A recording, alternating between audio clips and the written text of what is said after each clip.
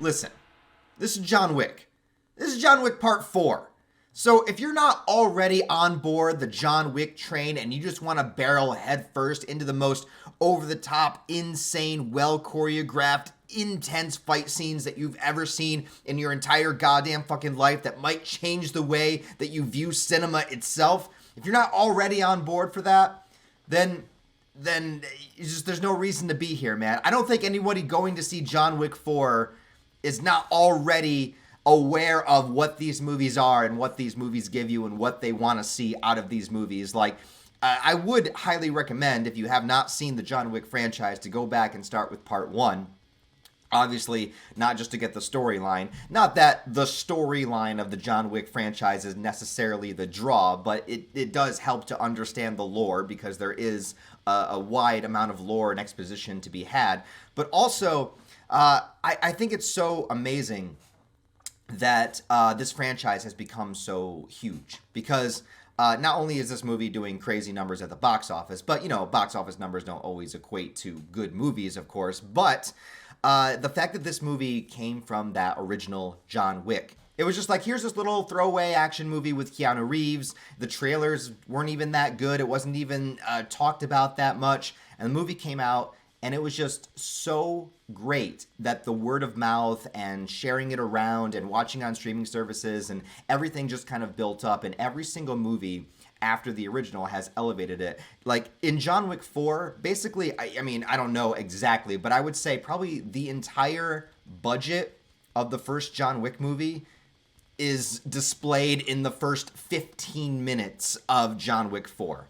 It is insane how large this franchise has become. Just a simple story of a hitman who wanted to get out of the business and got married, and his wife died, and the last thing that she left him was this puppy. The puppy gets killed by some assholes, which causes John Wick to go on a tirade, which causes the high table to notice him again, which causes more problems, which causes him to get excommunicated, which causes him to basically be the biggest opportunity for all hitmen to come to try to kill. Part 3 was like every hitman in the world trying to kill John Wick. Part 4 continues that trend with John Wick himself going after the high table, which is the highest authority that you can get within this world of assassins. And it just goes balls to the wall, just fucking crazy. Like I said, like if you guys are not already on board with John Wick, then this movie is not for you. Like this movie is for John Wick fans and action movie fans. And I can tell you as a fan of both, that this movie will blow your fucking mind. Like, this movie is crazy good, and the amount of work and effort that these people put into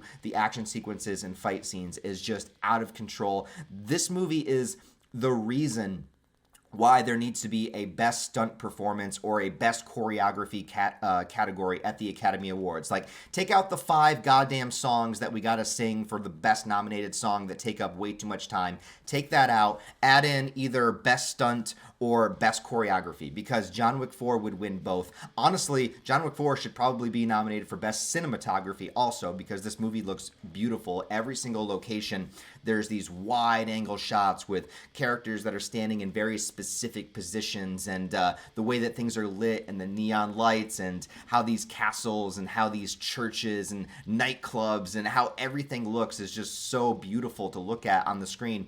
Even in the theater, it looked great. You know, I'm thinking, like, what is this going to look like on a 4K, you know, restoration? But in the theater, it looked fucking crazy. It looked crazy good. So what can I say about this movie? I mean, I don't want to spoil it, but at the same time, it's like you know what you're getting into. The only thing that there really would be to spoil is specific plot details and the ending, which I will not get into. But yeah, it's just, this is John Wick, man. I don't know what to tell you. This is John Wick. Actually, I do have a few things to say. So this movie, like I said, the fight scenes and the choreography are insane. And they go on for a long time. This movie is 3 hours long. And look, I'm not necessarily a hater of long movies, but in general, I don't think most movies need to be 3 hours or longer. Like, in most cases, I feel like you could shorten a film. Like, there are exceptions. Like, Seven Samurai, that needs to be a 3-hour film. Titanic, that needs to be a 3-hour film. There's a couple exceptions along the way. And I think that films need to be as long as they need to be. And so John Wick, you know, which is an action movie franchise, and you're thinking, like, why does an action movie, need to be this long? Well, I think after seeing it, that John Wick needs to be 3 hours long. That this needs to be the 3 hour long epic finale, conclusion, like the insanity that's in this movie and where it goes. I think that this movie needed to be 3 hours, and I don't think it feels like 3 hours. And that's the best compliment you can give a long movie, is that I feel the movie flows very well, and that's all going to be predicated on if you are invested in the action and in the fight scenes. If you are not an action movie fan, you're probably going to hate this movie. But if you love action and violence and judo flips and fucking like just machine guns and rifles going off in all crazy directions and fire breath, explosions, like if that's what you like, knife fights, fucking nunchucks. Look, John Wick somehow disarms 2 automatic rifles with nunchucks. I don't know how it happens, but it fucking happens, and it's awesome. How often do you see nunchucks actually used in a serious way in a movie? It's crazy. Sword fighting, everything, cars. Oh my God, dude, the cars sequence at the end, like in the streets of London, like literally battling around all of these cars that are crashing into each other, but also driving the cars themselves, doing donuts while shooting bullets while the doors are getting ripped off and people are getting hit with cars at the same time. It's just so crazy, man. So, anyways, what was I talking about? I was talking about John Wick. All right, so it's nuts. It's going to boost your adrenaline. Your heart rate's going to go up. You're going to get a boner. And that's just from seeing Keanu Reeves. But then you see the action after that, and then it goes even further. I also got to talk about, there is a lot of other characters in this movie, and as John Wick always kind of expands the lore of the universe and the world of assassins, this one does it the best, I think, because we add a lot of characters in that literally could be the leads of their own movie. Like, maybe that's what they're planning, too. Maybe they're thinking of spin-off, because I know they're doing that, like, ballerina movie spin-off or whatever.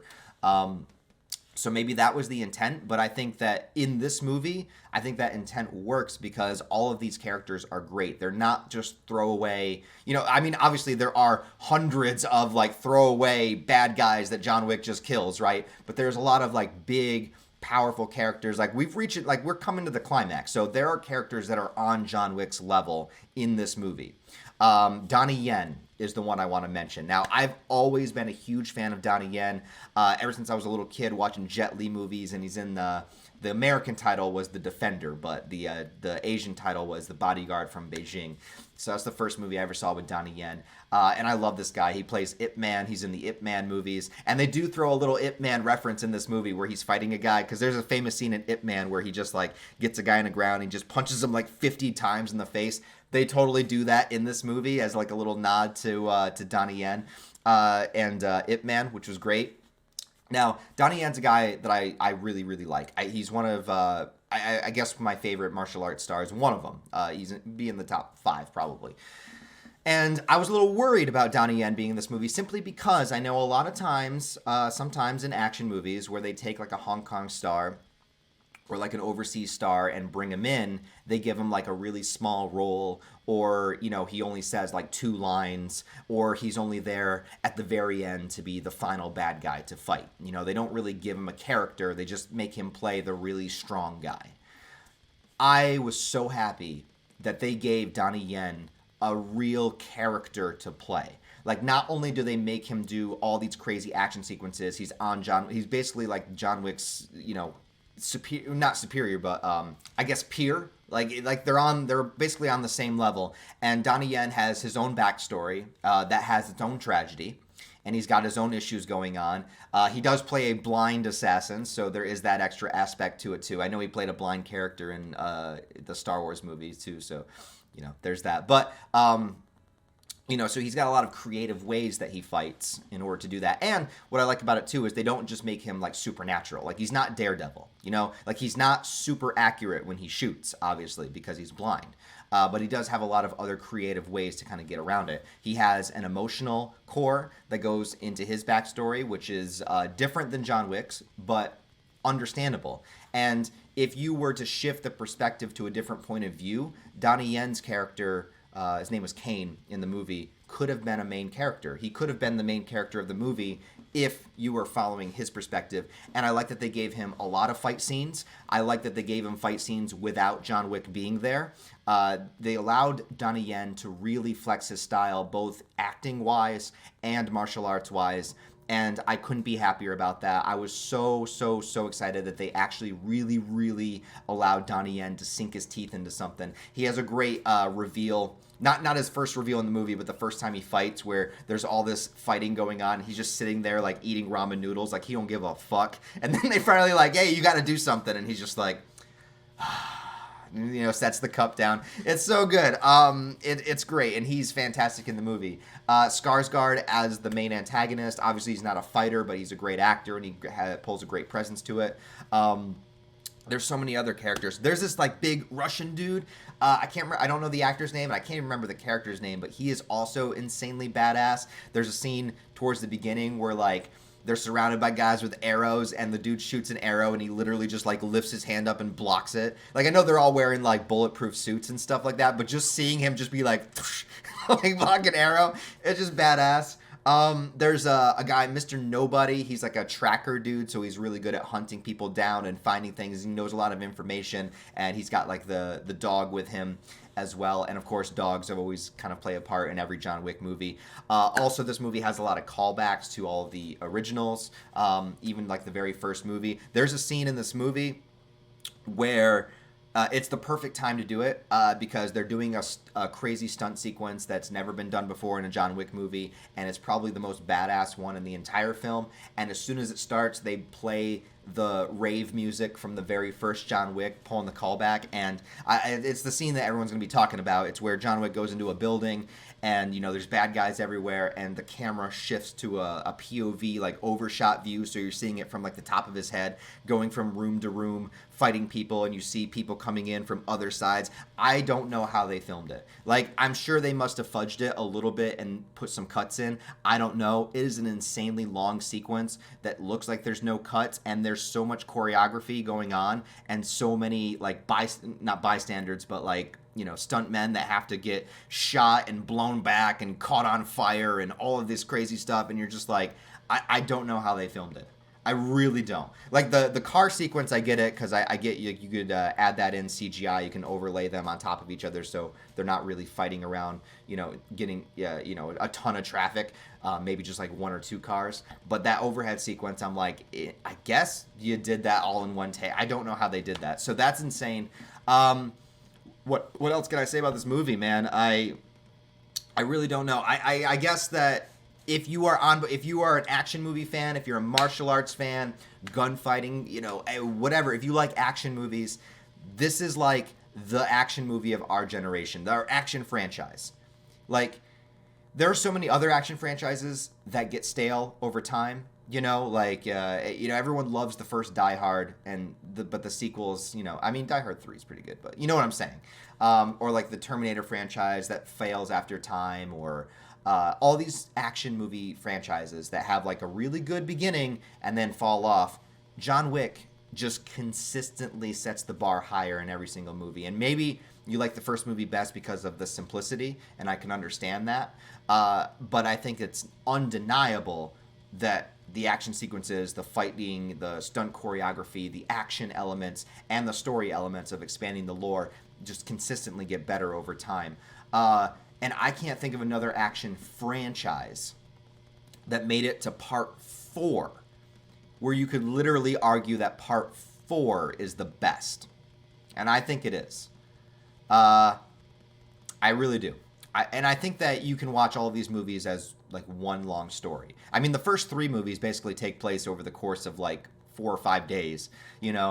This movie, obviously, John Wick had to heal from the end of part 3 to part 4, so this is a little bit later, but it's still all part of the same story. Obviously, I love this movie.